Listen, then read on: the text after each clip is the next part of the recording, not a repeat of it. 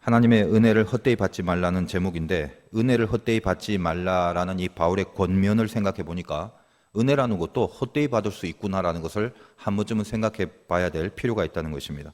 은혜를 헛되이 받는다는 게 뭔가라고 했을 때, 예를 들면 힘들어서 자동차 운전면허를 땄다고 칩시다.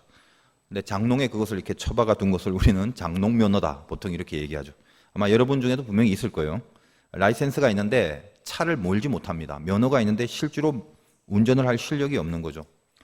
제가 면허를 딴 그날 그 면허장에 그 강사 선생님이 그 합격한 사람들을 데리고 이런 말을 합니다. 자기 자동차 키를 이렇게 손에 들어 보여주면서, 이 중에 오늘 면허를 다 땄는데 이 키를 주면 자동차를 몰고 자기 집까지 갈 수 있는 사람이 있으면 이 키를 주겠다고, 그렇게 얘기를 하는 거예요. 저는 면허를 따기 전에도 운전을 했기 때문에 손을 들까 하다가 뭐 줄 리가 없고, 그 강사의 의도는 충분히 뭔지를 알 수 있었습니다. 면허증만 가지고는 실전에서 운전할 수가 없다는 그런 충고였겠죠. 운전을 하지 못하는 면허, 그거 헛된 거죠. 면허를 따고 나서는 땄다면 어떻게 해야 되죠? 열심히 노력하고 또 분발하고 그래서 차를 잘 몰 수 있는 경지까지, 그 수준까지 뭐 가야 된다는 것입니다. 참 쉬운 말 하죠, 지금. 여러분이 은혜를 받았습니다. 그래서 뭐가 됐냐면 하나님의 자녀가 됐습니다. 그리고 의로운 신분으로 하나님께서 우리를 여기셨습니다. 왜? 내 아들과 내 딸이니까. 그리고 그 신분이 헛되지 않기 위해서는 당연히 자녀다운 인생을 살아야 마땅하는 거죠.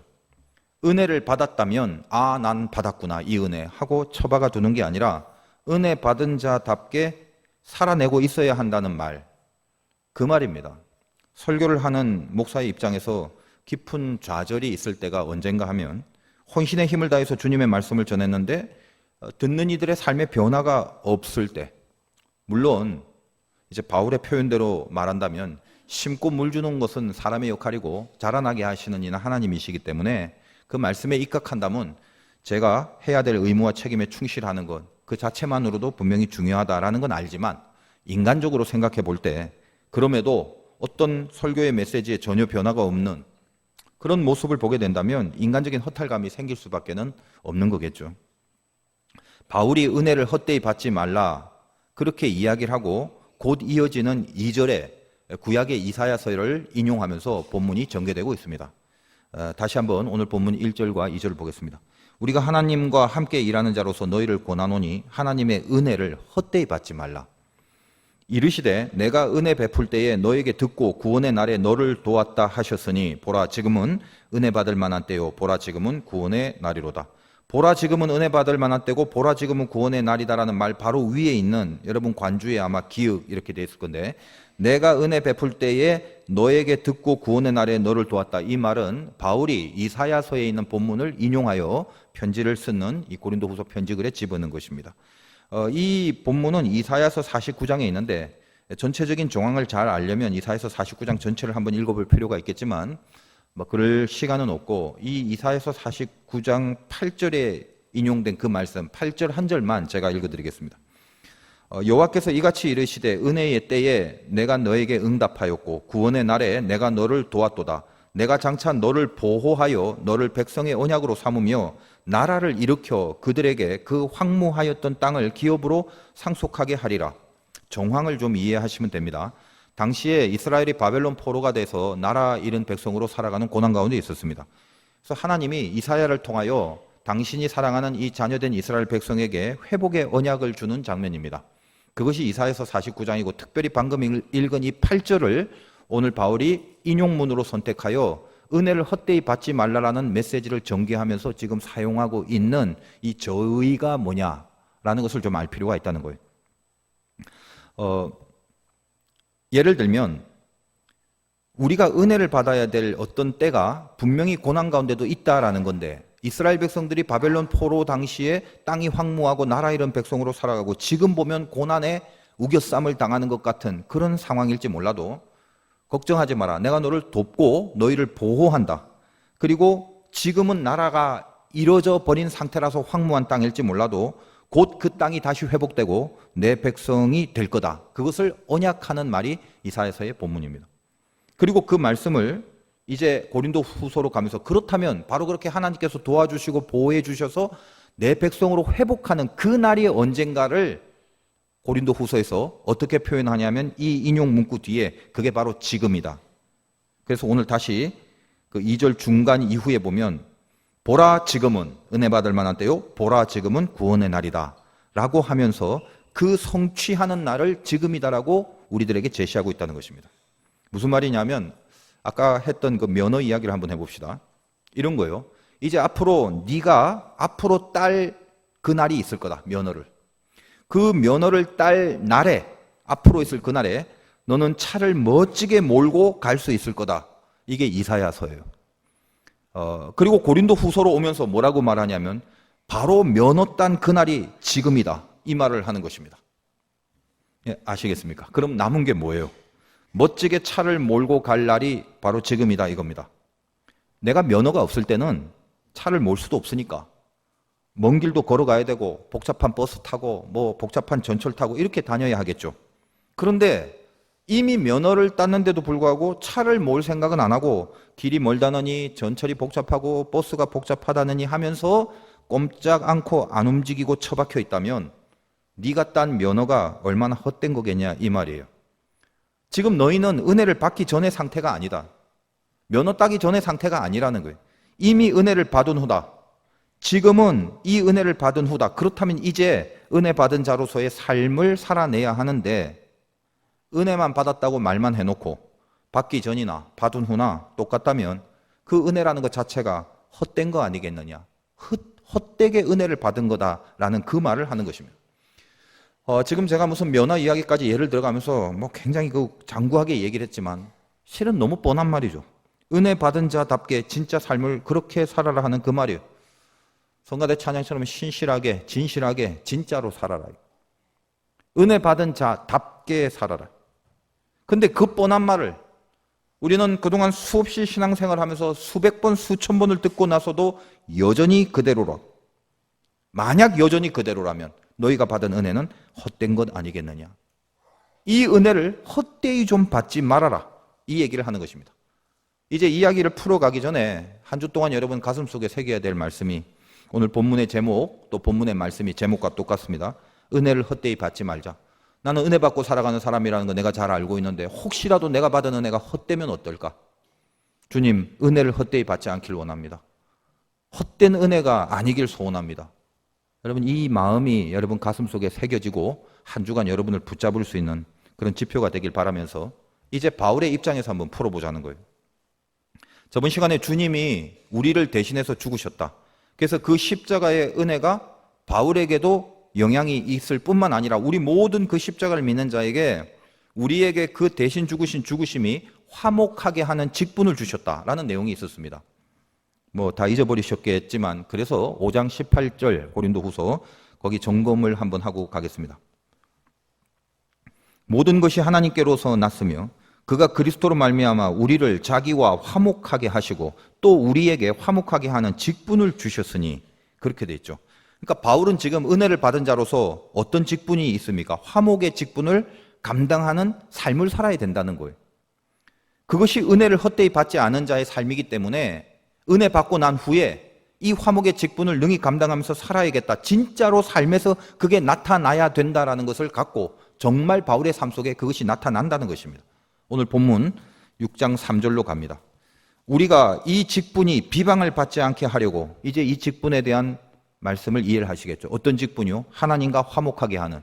주님이 나를 위하여 대신 죽으신 그 보혈이 나로 하여금 하나님 앞에 화목하게 하는 직분을 주셨기 때문에 이 직분이 비방, 다시 말하여 비판을 받지 않게 하도록 나는 누구에게든 무엇에든 꺼림직한 모습으로 인생을 살지 않겠다라는 얘기를 하는 거예요. 그러니까 이런 거예요. 화목이라는 것은 하나님과 인간을 화목하게 하는 것이고 그리고 인간과 세상을 화목하게 하는 것이고 인간과 인간을 화목하게 하는 것이 그게 화목의 내용인데 화목의 핵심이 뭐냐면 그게 인간과 세상의 관계든 인간과 인간의 관계든 아니면 궁극적으로 하나님과 인간의 관계든지 간에 어떤 경우라도 하나님과 단절되어 버리지 않게 하는 그런 일체의 사명, 그것이 화목의 직분입니다. 내가 하나님과 멀어지지 않게 하는 것도 나는 화목의 직분을 갖고 있는 것이고 내가 세상과 멀어짐으로 하나님과 세상이 단절되고 내가 인간과 멀어짐으로 인간과 하나님이 단절되게 하는, 만약에 그렇게 된다면 나는 화목의 직분을 잘 감당하고 있지 않는 상태가 되는 거겠죠. 따라서 이 직분에 내가 비방을 받지 않게 하려고, 누가 봤을 때 야, 쟤는 과연 화목하게 하는 자야? 제가 정말 뭐 주님의 죽으심으로 그 자비하심과 긍휼하심으로 하나님의 자녀가 됐다고 하는데 저게 정말 자녀된 모습이야? 혹시라도 그렇게 비난을 받지 않게 하려고, 아무에게라도 꺼림직직한 느낌을 주지 않게 하려고 애를 쓴다라는 거예요. 바울의 입장에서 표현한다면 이런 거죠. 그 받은 은혜를 헛되게 하지 않으려고. 그래서 어떤 애를 쓴다는 것입니까? 그게 4절부터 쭉 열거되어 있다는 거예요. 여러분 4절 보겠습니다. 오직 모든 일에 하나님의 일꾼으로 자천하여, 많은 내용이 나옵니다. 많이 견디고 환난, 궁핍, 고난, 매맞음, 갇힘, 난동, 수고로움, 자지 못하고 먹지 못함 가운데서도, 여기까지. 자, 치고한 노력, 치고한 훈련, 치고한 애씀을 합니다. 왜? 내가 받은 은혜를 헛되이지 않게 하려면 은혜 받은 자답게 살아야 되고, 은혜 받은 자답게 산다는 것은 하나님과 절대로 떨어지거나 멀어지는 일이 있어서는 안 되기 때문에 그 멀어지지 않으려는 애씀과 노력과 수고함이 어떤 상황 속에서 벌어지냐 하면 바로 방금 읽은 수많은 고난, 환난, 궁핍, 갇힘, 매맞음, 이런 고난, 이 힘겨운 상황 속에서 애를 쓰고 연습을 하고 또 감내를 하고 살아가야 된다라는 그 말을 지금 하는 것입니다. 지금 이 열거된 내용들은 종류가 굉장히 많습니다만 한마디로 말하면 다 상황에 대한 설명이에요. 견뎌야 할 상황, 환난과 궁핍, 환난당하는 상황, 매맞아야 되는 상황, 감옥에 갇혀야 되는 상황, 난동이 일어나는 상황, 못 먹고 못 자는 그런 상황 등. 근데 이 상황들은 만약 바울의 입장에서만 바라버리면 딱 한 가지예요. 바울이 신앙을 딱 버려버리면 이 모든 언급된 상황들은 거진 전부 다 피해갈 수 있는 상황들입니다. 당시 최고의 엘리트였고 로마 시민권까지 갖고 있던 바울, 로마 시민권을 갖고 있다는 것은 함부로 감옥에 집어넣거나 함부로 매를 때릴 수 없는 존재예요. 그런데 그런 최고의 스펙을 갖고 있던 바울이 참고 견디고 고난받고 매맞고 난동을 만나야 되고 못 먹고 못 자고 해야 될 이유가 어디 있습니까? 그가 딱 하나, 갖고 있는 예수를 향한 신앙, 그거 하나만 딱 포기해버리고 접어버리면 지금 열거된 이 모든 상황들은 전부 다 피해갈 수 있는, 그것이 어려움으로 안 다가와도 되는 그런 상황들 아니겠습니까? 유사하게 우리 자신도 한번 생각해 보세요. 마찬가지입니다. 잘 한번 생각해 보세요. 우리가 당하는 상황들이 있는데 이 상황들을 어렵고 힘들게 느끼는 이유가 뭘까요? 예를 들면 돈이 없다, 이런 상황이 있다고 칩시다. 세상 사람들은 돈이 없는 것 자체가 어려움입니다. 그냥 그것만 어려움이에요. 우리는 뭐냐면요, 그냥 돈이 없다는 사실 자체에 대한 어려움보다 더 깊은 곳에 힘겨움이 있어요.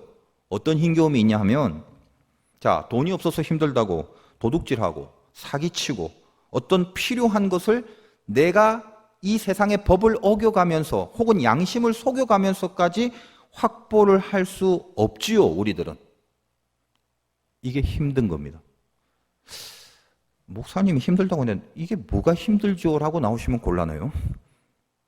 하나님을 믿는데, 그래서 하나님이 내 어려운 문제를 즉각 해결해 주시면 좋겠는데 하나님은 그렇게 즉각 해 주시는 그런 경우가 그렇게 많지 않아요. 왜? 우리를 키워내는 과정이 필요하기 때문에.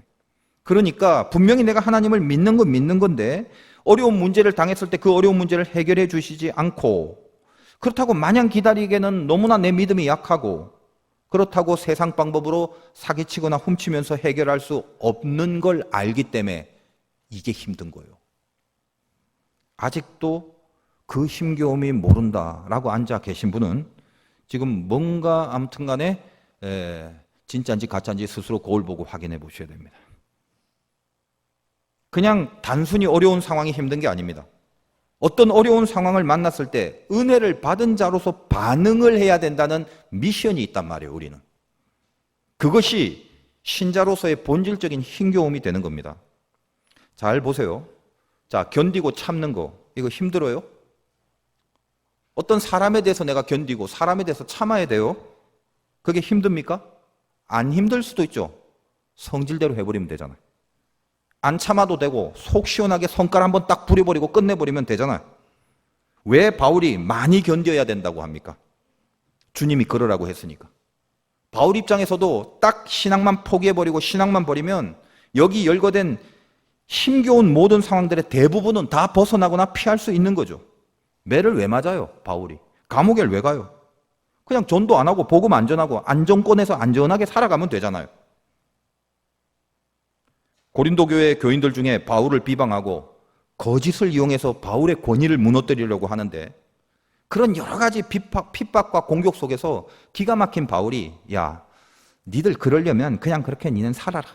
내가 뭐 이렇게 편지 쓰고 뭐 니네들한테 권면하고 기도해주고, 야, 나 이제 상관 안 한다.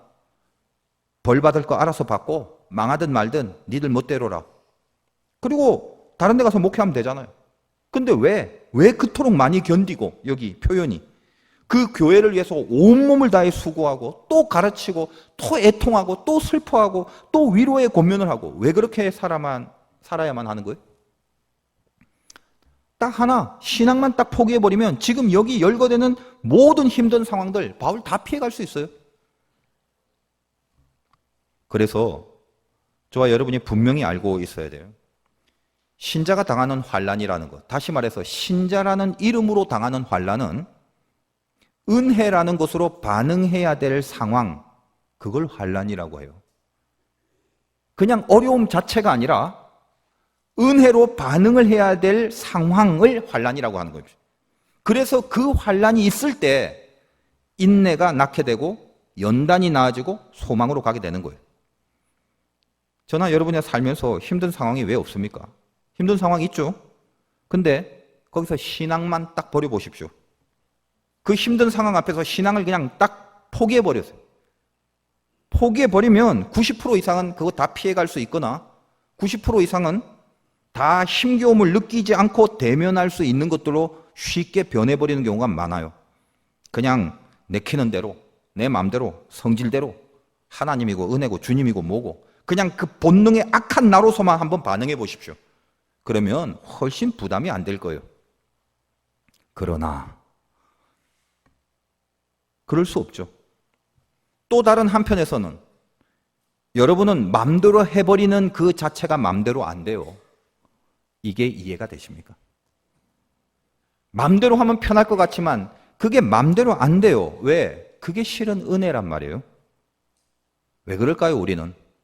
맘대로 하면 편할 것 같은데 이상하게 맘대로 안 되는 또 다른 뭔가가 있죠. 왜요? 성령이 우리 가슴 한켠에 남아 계시기 때문에 그래요. 어쩌면 우리는 우리 맘대로 사는 게 훨씬 더 어려운 존재일 수가 있습니다. 근데 그것도 은혜 중에 은혜죠.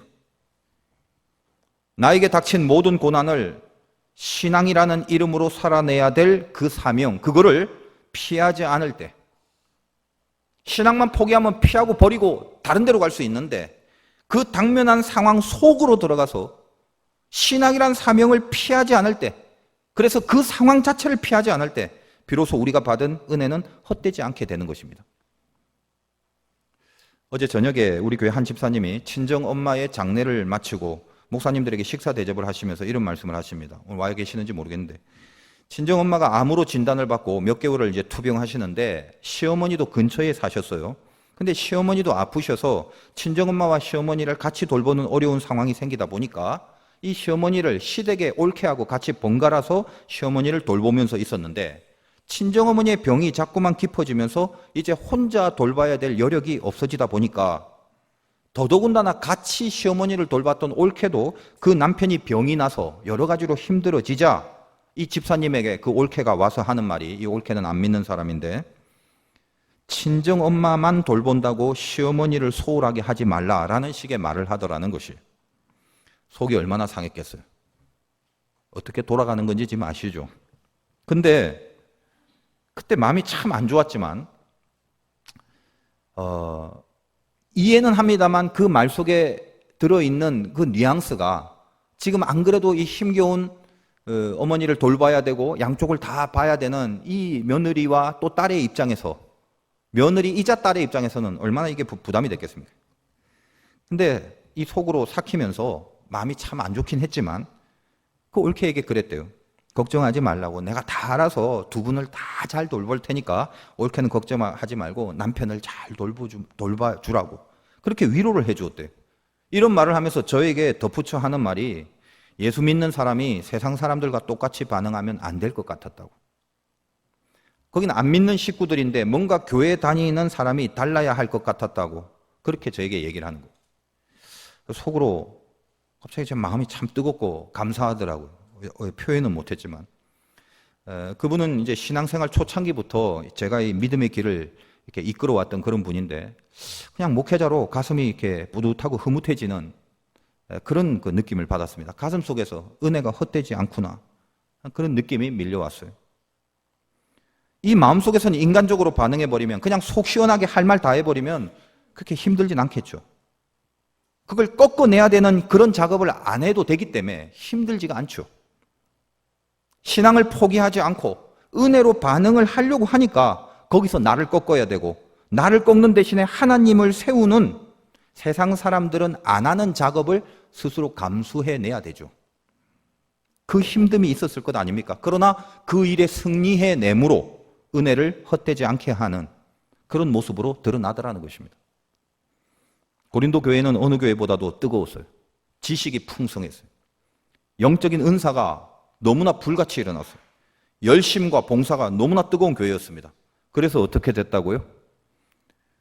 은혜 받은 자답게 살아가는 삶으로 나가는 것이 아니라 그 뜨거운 은사와 열심과 지식이 당을 짓고 분열이 돼서 네 편 내 편이 갈리고 좋은 일이 있으면 어떤 수사학의 방법을 동원해서 세상의 논리로 거짓된 걸로 모함해 가서 자기의 죄를 감추고 다른 사람을 지적하고 다른 사람을 비판하면서 당시 헬레니즘의 풍조가 만연히 들어와 옳고 그름을 따지기 시작하는 그 풍습 속에 교회 안에서도 비판과 비방이 난무하고 옳고 그름을 따짐으로 교회의 개척자이자 주님의 사도인 바울마저도 거짓으로 비방하고 네 사도권의 권위가 누구 추천을 받은 거냐며 이 세상의 명분만 가져오게 만드는, 그래서 결론적으로 복음의 진리를 희석시키면서 그래서 결론적으로 남은 고린도 교회 안에 가장 큰 죄성이 무엇으로 드러나게 됐냐 하면 그들이 받은 바 저 하늘의 은사를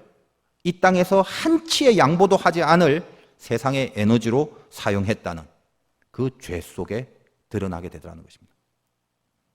은혜를 헛되이 받지 말라는 바울의 깊은 질책이 바로 여기서 선포되고 있었습니다. 양보가 없어요. 져주질 않습니다. 배려가 없고 오래 참음이 없고 상대를 위해서 나를 낮춰주는 심리가 조금도 없습니다. 은사와 열정과 뜨거운 기도들이 폭발적으로 임하는 그 힘을 이용하여 내가 남을 깔아뭉개는 힘으로 발휘를 합니다. 나의 옳음을 증명하고 내 옳음을 증명하는 것이 상대적으로 저 상대방의 틀림을 드러내는 일이 되므로 그 일에 혈안이 되어 살아갑니다. 내가 맞고 너는 틀렸다. 그것이 증명돼야 만족해하는 공동체가 되어버립니다. 은혜를 헛되이 받은 것 다름. 은혜 받은 자답게 사는 게 뭔지를 그들이 아무리 기가 막힌 화려한 신령한 방언을 말하고 어떤 은사와 어떤 능력이 교회 안에 드러나는지는 몰라도 그 안을 깊이 보면 은혜 안에 거하고 은혜답게 사는 모습이 없더라는 거예요. 바울은 아까 열거한 많은 고난의 상황들을 신앙만 버리면 피할 수 있었지만 신앙을 버리지 않았기 때문에 피하지 않았다고요. 신앙만 버리면 힘겨워하지 않아도 될 그 상황들을 은혜로만 부닥치고 은혜로만 반응했습니다. 오늘 5절 마지막 부분에 먹지 못함 가운데서도, 이 가운데서도라는 말을 주의하십시오. 어디 가운데서요? 앞에서 쭉 열거했던 그 힘든 상황들 가운데서도라는 말입니다. 그 상황들 밖에서, 그 상황들 피해서가 아니라 그 힘든 상황들 한가운데 그 안에 들어가서, 그래서 어떻게 했다고요? 이제 6절 이하 깨끗함과 지식과 오래 참음, 자비와 성령의 감화와 거짓이 없는 사랑과 진리의 말씀과 하나님의 능력으로 의의 무기를 좌우에 가지고 뭘 뿜어내고 있습니까? 그 힘겨운 상황을, 신앙을 버리지 않았기 때문에 그 속으로 내가 들어가 안 피하고 그 안에 들어가서 거기서 은혜의 내용들을 뿜어내고 있었다는 것입니다. 그러다 보니 8절 이하 영광과 욕됨으로 그러했으며, 남들이 영광으로 여겨질 때가 있고 남들이 욕을 할 때도 있었겠죠. 또 악한 이름과 아름다운 이름으로 그러했느니라. 악한 이름이라는 건 비난받는 경우를 표현한 말이고 아름다운 이름이라는 건 칭찬받을 때를 표현한 것입니다. 영광으로 여겨질 때도 있고 욕됨으로 여겨질 때도 있고 그게 오해든 진실이든 칭찬받을 때도 있고 비난받을 때도 있고 또 그것이 진실이든 거짓이든 다시 말해서 그 어떤 세상의 평가가 있든지 간에 신앙으로 신자다운 가슴을 내가 그 어려운 상황 속에 들어가서 지켜내고 살았다는 것입니다. 바울에게 있어서는 옳고 그름의 문제, 맞고 틀리고의 문제가 아니었습니다. 하나님이 함께 하시냐, 은혜가 있냐 없냐 그 문제였습니다. 사람이 맞고 틀리는 걸 가리면서 사는 것은 나쁘진 않습니다. 그건 중요합니다. 그러나 신자로서 살아가기로 결심하고 하나님을 믿고 살아가기로 결심한 사람들은 옳고 그름보다 먼저 해야 될 것이 은혜냐 아니냐라는 겁니다. 이 부분에 실패해버리면 교회는 받은 은혜가 아무리 큰들 겉으로 보여지는 은혜며 장롱 면허며 은혜를 헛되이 받는 그 모습 외에는 아무것도 아니게 되는 것입니다. 여러분이 예수를 믿는데 왜 환난이 있는지 아십니까? 신앙을 버려버리면 더 이상 힘겹지 않아도 될 것들을 그걸 피하지 않고 그 속으로 반드시 들어가서 어떻게든 은혜로 반응을 해냄으로써 내가 하나님의 자녀임을 증명할 수 있기 때문에 그래요. 이것이 환난이 주는 아주 깊은 의미입니다. 세상은 환난을 만나면 힘들다, 재수없다, 못해 먹겠다, 푸념하거나 아니면 어떻게든 환난을 어떤 방법으로든 이기려고 애를 쓰고 노력을 하겠죠. 그러나 예수 안에 있는 사람은 환난의 의미가 차원에서부터 다릅니다. 환난이 뭐라고요? 그 속으로 피하지 말고 들어가라는 거예요. 그 속으로 그냥 들어가는 게 아니라 은혜로 반응을 해낼 것을 갖고 들어가. 그래서 그 힘든 상황 속에서 은혜로 반응을 해내므로 내가 비로소 하나님의 자녀다는 걸 증명하는 것입니다. 누구에게 증명해요? 첫째로는 하나님에게, 그리고 둘째로는 자기 자신에게 증명하는 거예요. 내가 은혜 받은 주님의 자녀임을 증명할 수 있는 기회로 이용하라고 허락하신 것, 이것이 우리에게 닥친 힘든 정황들입니다. 지금 여러분이 닥친 어려운 상황들 분명히 있어요. 없는 인생이 어디 있겠습니까? 근데 한번 살펴보십시오. 그 정황들을 겉으로만 보면 모조리 그 상황들의 색깔들이 뭐냐? 다시 말하여 세상적인 시각으로 보여지는 것만 바라본다면 그 내용들, 그 겉모습의 색깔들이 뭐냐? 9절 보겠습니다. 무명한 자 같으나 유명한 자요. 이렇게 대비가 되어 있는데 앞에 것만 보시기 바래요. 이게 겉으로 보여지는 색깔이에요. 여러분이 당면한 모든 어려운 상황들은 겉으로 보면 이게 무명이에요. 이름도 없는 거예요. 그리고 죽은 자 같으나 보라 우리가 살아있고 죽은 자 같이 보여요. 징계를 받는 자 같으나 징계받는 것처럼 보여요. 근심하는 자 같으나 10절에 근심하게 만드는 것처럼 보이고 가난하게 만드는 것처럼 보이고 아무것도 없는 자 같으나 아무것도 없는 자 같이 보여지는 전부 그런 것들이라는 거예요. 근데 여러분에게 닥친 그 상황들을 그걸 피해버리면 뭐다? 은혜가 헛되게 되는 거단 말이에요. 겉으로 보여지는 이 이름 없어 보이고 죽은 것 같이 보이고 아무것도 없어 보이고 징계같이 보이고 근심하게 만드는 이런 것들 속에 피하지 말고 들어가라. 어떤 명상법인가 그런 책이 이렇게 있는데 전 책을 잘 안 읽습니다만 그 제목에 아픔을 이기는 법, 그러니까 혹하더라고요. 사람 다 아픔을 이기고 싶잖아요. 야, 여기 기가 막힌 게 있네. 아픔을 이기기가 쉽지 않은데 어떻게 이기나 싶어서 이렇게 페이지를 봤더니 아픔이 어떻게 이기나 제가 첫 줄 읽고 그냥 덮어버렸는데 이렇게 돼 있어요. 홀깃하죠. 아픔 이기는 법. 깊은 명상 가운데 아픔 자체를 즐기라. 제가 바로 책을 덮어버렸어요. 아픔을 즐기라고요? 그게 가능해요? 덜 아파서 그래요, 그거는. 아픔은 아픈 거예요. 무슨 마약을 막든지 약을 맞지 않고서는 아픔을 즐겨요? 말도 안 되는 소리 하지 마세요. 고난을 이기는 법을 제가 정확하게 가르쳐 드릴게요. 성경에 입각하여. 요게 정답이에요. 고난은요, 그 고난보다 더 큰 기쁨에 붙들려야 비로소 이길 수 있습니다. 이거 외에 다른 방법 없어요.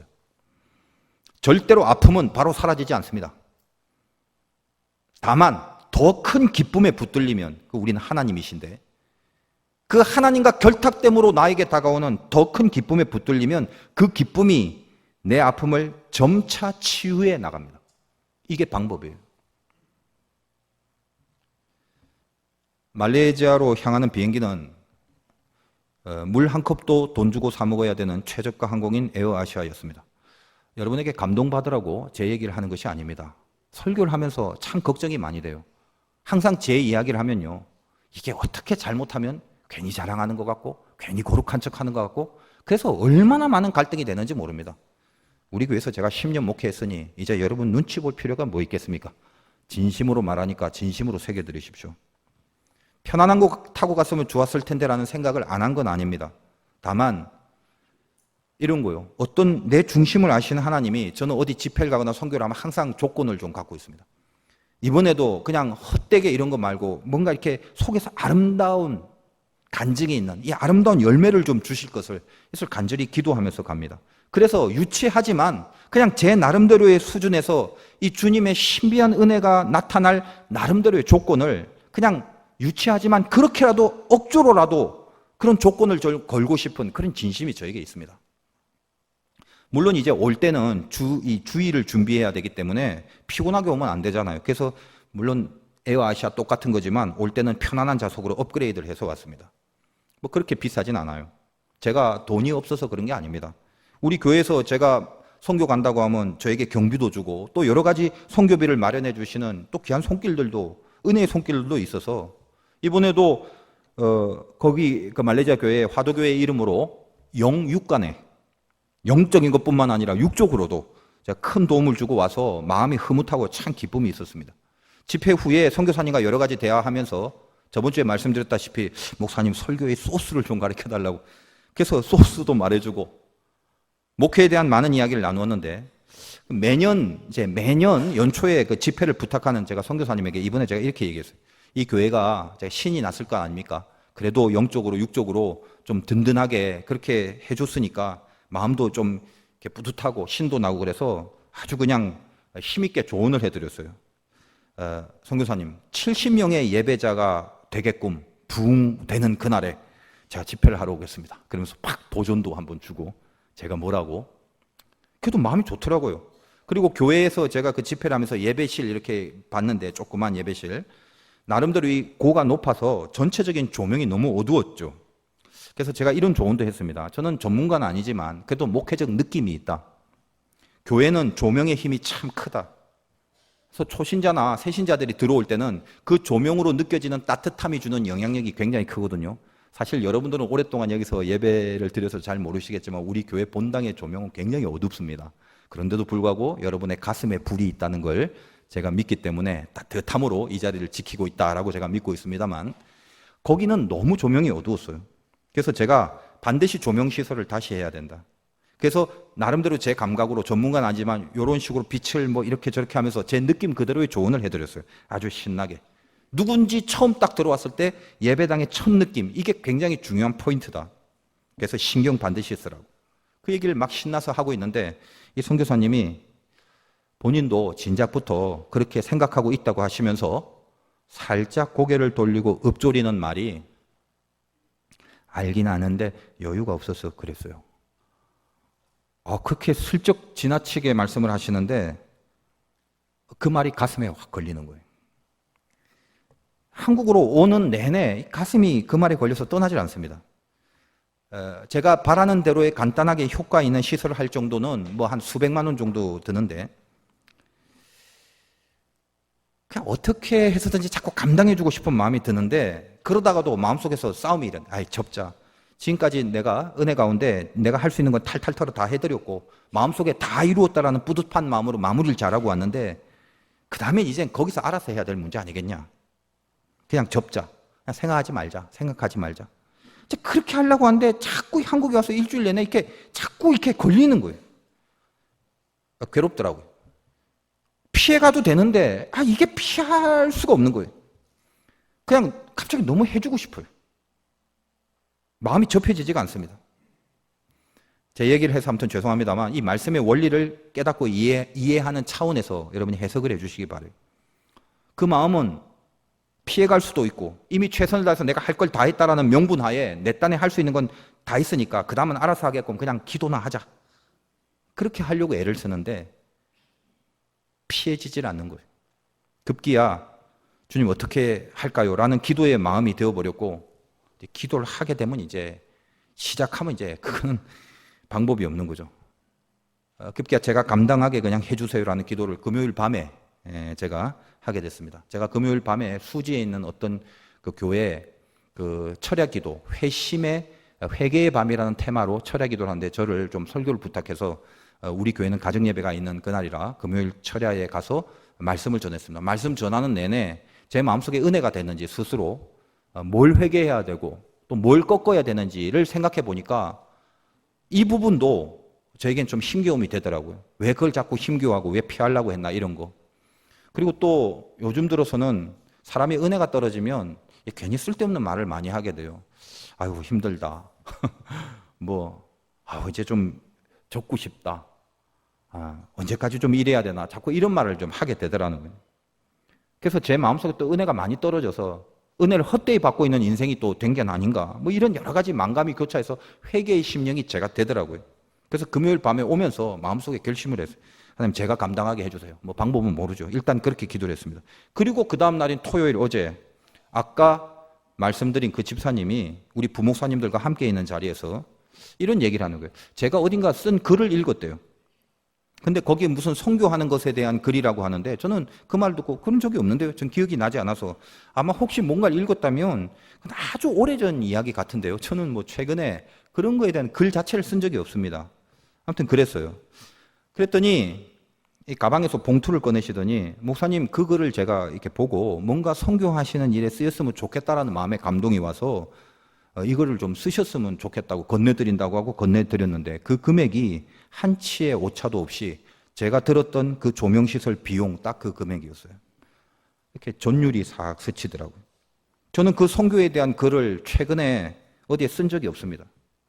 그 집사님이 뭘 읽었는지 내가 다시 한번 물어보고 싶은데 아니면 읽었다고 착각을 하는지 아니면 극단적으로 워낙 배려심이 좋아서 뭔가 선교비를 주고 싶은데 명분을 들라고 만들어낸 말인지 근데 그건 알 수 없어요. 그러나 결론은 힘겹지만 제가 피하지 않는 그 문제를 은혜 가운데서 풀어주시는 하나님의 신비가 이게 너무너무 감사할 따름이었다는 것입니다. 저는 목회하면서 사실은 참 이런 경험이 많습니다. 그럴 때마다 말로 할 수 없는 하나님의 살아계심에 대한 기쁨이 내 고난의 상황을 또 이기게 하시고 내 부족한 한계를 또 극복하게 하시고 내 모자라는 은혜를 또 채워주시는 그런 힘으로 저를 이끌어 주십니다. 다니엘이 예루살렘을 향하여 문을 열고 하루 3번씩 기도하는데 조소가 내렸지 않습니까? 유명한 말. 그래서 무슨 영원히 하지 말라는 것도 아니에요. 성경에 딱 30일만 조신해라. 비상계엄령 30일. 그럼 30일 후에 다시 기도해도 되는 거예요. 그러면 30일 동안 문 닫고 입을 뒤집어 쓰고 조신하게 안 들키게 기도하고 누가 뭐라고 합니까? 그러나 다니엘은 그에게 다가오는 상황을 자기 신앙과 자기 믿음을 포기하고 피해버리지 않습니다. 우리가 잘 알다시피 사자굴에 들어가도 사자가 그를 해치지 못합니다. 사자가 그를 해치지 못하는 그 신비는 신앙을 버리지 않고 다가오는 핍박과 고난과 박해보다 하나님을 더 큰 기쁨으로 여기는 자에게 허락하신 신비입니다. 여러분 중에서도 모든 상황을 피하지 않고 신앙으로 부닥치고 믿음으로 반응해낸 은혜의 사람들이 지금 얼마나 많습니까? 9절. 그 사람들은 무명한 자 같습니다. 이름도 없고 빛도 없고 드러나지도 않습니다. 신문에 실리지도 않습니다. 우리들끼리도 모릅니다. 무명한 자 같으나 하나님 편에서는 유명한 자요. 죽은 자 같이 보이지만 보라 하나님 안에서는 살아있는 자고 겉으로는 징계를 받은 것 같이 보이지만 죽임을 당하지 아니하는 자고 근심이 있는 것 같지만 실상은 항상 기뻐하고 가난한 자 같지만 실상은 많은 사람을 부유하게 하고 아무것도 없는 자 같으나 모든 것을 가진 자다. 이것이 하나님이 보는 관점이에요. 주님이 그렇게 말씀을 하십니다. 이 하나님의 신비가 이 간섭이 내가 진짜 누군지 내가 어떻게 살아야 하는지를 분명하게 해주시는 하나님의 은혜가 아니겠습니까? 이 신비를 만나지 않고 어떻게 우리가 신앙생활을 합니까? 이 신비를 체험하지 않고 도대체 어떤 재미로 신앙생활을 하십니까? 하나님의 신비가 저를 미치게 만듭니다. 세상에서 이름 없는 무명이지만 하나님에게는 유명하고 싶은 그 심령, 그게 신실하고 그것이 진실한 신자의 심령 아니겠습니까? 여러분은 바라기는 교회를 다니는 사람이 되지 말고 성도가 되시길 바라요. 얼마나 많은 사람들이 교회를 다니는 사람으로 끝납니까? 진짜 하나님을 믿고 하나님이 기뻐하시는 것에 골몰해할 줄 알고 어떤 선택의 순간에서 어떤 언행의 순간에서 하나님이 기뻐하시는 것이 무엇인가에 모든 걸 걸 수 있는 그 진심, 그게 나를 움직이게 하는 자. 오늘 찬양대 성가처럼 신실하게 진실하게 거룩하게 살고자 하는 진정성. 여러분, 이 세상이 뭔지 아세요? 은혜 없이는 살 수가 없네. 은혜 없이는 살 수 없는 세상입니다. 여러분에겐 하나님의 은혜가 있습니다. 그래서 이 은혜를 헛되이 받지 않고 오직 은혜에 붙들려 신실하고 진실하게 살아가는 그 삶을 하나님께서 바라십니다. 우리 화도교회 성도 여러분, 여러분에게 내리신 어마무시한 큰 은혜가 있는데 그 은혜 헛되이 받지 않으시기를 주님의 이름으로 축원드립니다.